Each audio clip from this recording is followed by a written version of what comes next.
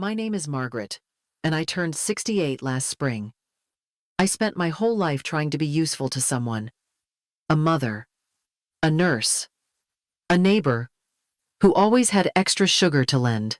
But nothing prepares you for the moment your own child looks you in the eye and decides you've outlived your purpose. It was a Tuesday afternoon when my daughter drove me to the shelter. She didn't even bother to lie about why, just kept saying this was temporary, that she was overwhelmed, that I needed more help than she could give. I kept quiet most of the ride, staring out the window, watching the world blur. My hands rested on the bag in my lap, the same one I had used on our last family vacation. This time, it carried only medication, a nightgown, and a pair of slippers with thinning soles. When she pulled up to the curb, she didn't park. Just double-flashed the hazards and got out. She opened the trunk and dropped my suitcase beside the sidewalk. Then she turned to me, eyes dry, jaw tight, and said, "You're becoming a burden, Mom." That word cracked something open in me. Burden. Not mother. Not a friend. Not even a guest. Just weight. Something to be carried until you couldn't anymore. I stepped out slowly, knees stiff, heart hollow. She didn't hug me, didn't wait. Just drove off with the same silence she used when she left for college 2 decades earlier. Only this time, I wasn't watching from the porch with pride. I was standing alone on a sidewalk with nowhere to go. The front desk at the shelter smelled like bleach and instant coffee. A young man behind a plastic divider asked for my ID and date of birth. He didn't look up once, just printed a form, handed me a clipboard, and said someone would show me to my cot soon. There were 16 women in that room, maybe more. Some muttered to themselves. One sobbed into a pillow with the TV on. I sat on the edge of a thin mattress, holding the paper band with my name misspelled on it. Margaret, with a T at the end. I didn't sleep that night. Not because it was loud, though it was. Not because it was cold, though it chilled me to the bone. I stayed awake because I couldn't stop replaying her voice in my head, soft but final. "I'm not your caretaker. I'm your daughter, not your nurse." That's when I knew. Whatever future I thought I had, it no longer included her. And whatever pieces of myself I had left, I would have to gather on my own. Not for revenge, not to prove anything. Just to remember, I still existed. The rain came hard that night. It slapped the windows of the shelter like it wanted in. Every time thunder cracked, the metal frame of the bunk bed rattled faintly beneath me. The room smelled of wet socks and bleach, a strange mix of survival and surrender. One woman near the corner kept coughing into her blanket. Another whispered to herself, over and over, like reciting a list only she could hear. I pulled the thin cotton sheet over my knees and stared at the flickering exit sign across the room. Its red glow made everything look bruised. I remember thinking, I don't belong here. But the truth was, I didn't belong anywhere. My suitcase sat beneath the bed, zipped halfway, soaked from the earlier walk in the rain. I'd clutched it like it could anchor me, as if holding onto that one bag would stop me from unraveling. Sometime after midnight, I dozed off for a few minutes.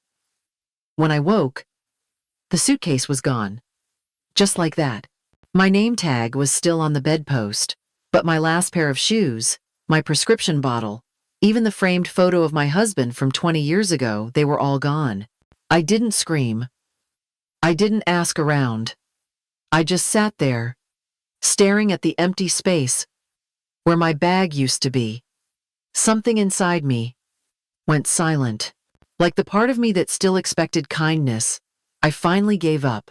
The staff came by at 6, lights on, voices sharp. Time to get up. Breakfast ends at 7. No one looked me in the eyes. I followed the line of tired women toward the kitchen, shuffling in borrowed slippers from the lost and found box. The eggs were powdery and dry, and the toast was dry. But I ate every bite because I didn't know when I'd eat again. I kept my head down. Not because I was ashamed of where I was, but because I couldn't bear to see pity in anyone's face. There's something that happens when you realize you're invisible. Not just ignored, but unseen. Like you could vanish into the walls, and no one would notice. That morning, as I wiped my tray and returned it to the stack, I caught my reflection in a metal panel near the sink. I didn't recognize myself. My hair had flattened from the damp air. My eyes looked smaller, darker, like they'd been erased a little. I looked like someone who'd lost her name. Later that day, I sat on the bench outside the shelter, watching the buses pass. The sky was still gray, the air thick with leftover storm. I didn't cry. I didn't move. I just sat there and listened to the world go on without me. That was the moment I felt it most. Not the hunger, not the cold, not even the betrayal. It was the quiet certainty that I could disappear, and no one would come looking, not even her. It was late afternoon when I stepped outside the shelter again. The rain had eased into a soft drizzle, the kind that clings to your coat and makes everything smell like wet pavement and old sorrow. I stood beneath the awning, hugging my arms tight across my chest, not waiting for anyone, just needing air that didn't smell like metal and mop water. I didn't see the car pull up. I only noticed when it stopped right in front of me, and the passenger window rolled down halfway. I almost turned away, thinking it was someone asking for directions. But then I heard her voice. Calm. Direct. Get in. It took me a second to recognize her. The last time I saw Angela was at my husband's funeral 15 years ago. She sat in the back row, barely spoke to me, and left before the reception ended. We hadn't exchanged a word since. I opened the door slowly and lowered myself into the passenger seat. The heat blasted from the vents. Her coat was damp, hair pinned back, eyes steady on the road. She didn't say anything else, just pulled away from the curb like we did this every day. We drove in silence for almost 10 minutes. I kept waiting for her to ask what happened or why I was there. She didn't. Instead, she reached into the center console and handed me a bottle of water and a protein bar, still unopened. I took them with shaking hands. The rain picked up again, drumming on the roof like a metronome. Angela turned on the wipers. Still, no words. But it didn't feel cold. It felt deliberate, like she understood that I couldn't explain yet. Or maybe she already knew enough. We pulled into a motel off the highway, one of those single-story places with faded signs and too much gravel in the lot. She parked, got out, and walked straight to the front office. Came back with a key and handed it to me without a glance. Room 112. She opened the trunk and pulled out a small duffel bag. When I looked at her, confused, she said only one thing. You'll feel better after a shower. I followed her to the room like a child, not questioning, not resisting. The door creaked as it opened, the heater buzzed to life, and she placed the bag on the dresser like it belonged there. There were clean clothes inside, a toothbrush, a warm pair of socks, things I hadn't had in days. I turned toward her to speak, to ask why, to say something, but she shook her head softly. Not tonight. Just rest. She left the room without another word. And for the first time since my daughter closed the door on me, I didn't feel discarded. I felt seen. Not through pity, not through obligation, just presence. Silent, firm, and real. That night, I let the hot water run longer than I should have. And when I lay down, I didn't feel like I was vanishing anymore. The next morning, Angela picked me up without saying where we were going. I didn't ask. I just got in the car and watched the gray buildings slowly give way to open roads and clusters of pine trees. We drove for over an hour before the smell of salt crept in through the windows. The ocean appeared suddenly, like it had been waiting behind a curtain. I hadn't seen it in years. Angela pulled into a narrow driveway beside a pale blue house with white shutters and a wooden porch that faced the sea. She cut the engine, stepped out, and opened the trunk. I followed her, still unsure if this was a visit or a memory. She handed me a small envelope and a single brass key. Her voice was calm. This is yours now. Inside the envelope was a deed with my name, printed clearly across the top, not scribbled or added later.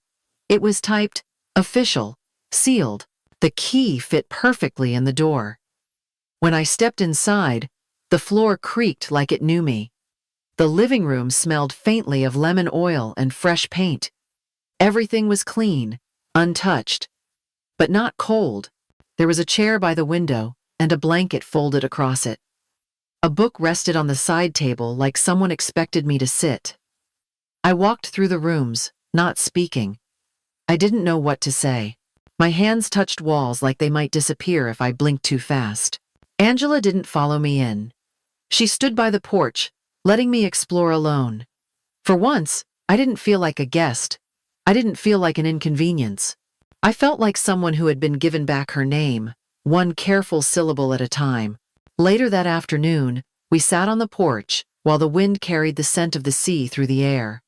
I had a warm cup of tea in my hands, and for the first time in days, it wasn't from a paper cup. Angela reached into her bag and placed a folded piece of paper on the table between us. She said it quietly. "Check your account." I stared at her, confused, then reached for my phone.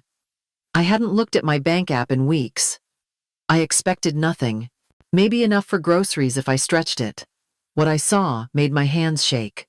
$7 million. Transferred that morning? No message. No warning. Just a number that didn't feel real. My mouth went dry. I looked at her again, waiting for the catch, the explanation, the fine print I must have missed. She met my eyes and said only this. "It's not a gift. It's repayment with interest. That's all." Then she turned back toward the ocean, like it was just another day. Like she hadn't just changed everything. I didn't cry. I didn't speak. I just sat there, feeling the weight of generosity I hadn't asked for. A weight that didn't crush me, but lifted something inside me that had been curled up for years. All I could do was whisper a thank you, soft and shaky. Angela didn't respond. She didn't need to. That silence between us was heavier than any apology, warmer than any hug. It said, "I saw you then. I see you now. And I believe you're still worth something." That was the moment I realized I hadn't been forgotten. I had just been waiting for the right person to remember. They showed up 3 weeks after I moved in. No call, no warning, just a knock on the door and 2 familiar silhouettes framed against the morning Sunday. My daughter smiled, like nothing had happened. Her husband stood beside her, hands clasped in front, holding a manila envelope too neat to mean anything good. They looked polished, rehearsed, like they'd practiced this on the drive over. I didn't invite them in. I stepped outside, shut the door behind me, and waited. She started with small talk. How was I adjusting? Was I eating well? The kind of questions you ask someone you care about. If you forget, they weren't meant for show. Then came the envelope. She said it was just a suggestion. Some paperwork to help manage the new responsibilities I'd taken on. Something called temporary financial guardianship. Just in case I felt overwhelmed. I took the envelope without a word, opened it, scanned the first page. Power of attorney, access to all financial accounts, authority to act on my behalf. They didn't even bother to hide it. When I looked up, my daughter was still smiling. But it didn't reach her eyes. Her husband shifted, said he could explain it all if I needed. I nodded slowly, then walked back inside, leaving the door open behind me. I came back with a small black recorder. Pressed play. The sound of my daughter's voice from the shelter parking lot filled the porch. Cold. Final. "I'm not your caretaker. I'm your daughter, not your nurse." And then her husband, whispering something about how this was the cleanest way to cut loose. How she'd thank him later. The silence after it ended was heavier than anything they'd said. My daughter's face dropped, color draining from her cheeks.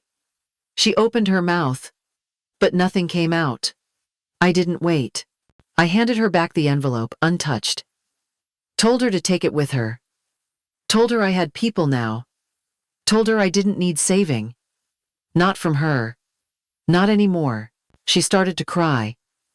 Or maybe she just wanted me to think she did. Her husband turned away, already halfway down the steps. She lingered, said she didn't mean it.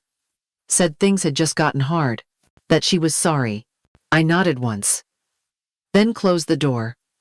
No yelling, no slamming, just a quiet lock that clicked into place. Angela was sitting at the table when I walked in. She didn't ask what happened. She didn't need to. She just looked up from her tea and said, "I told you." They'd try. And for the first time in a long time, I felt something like power return to me. Not the loud kind. Not revenge. Just the solid ground beneath my feet. The knowledge that I wasn't begging anymore. I was deciding.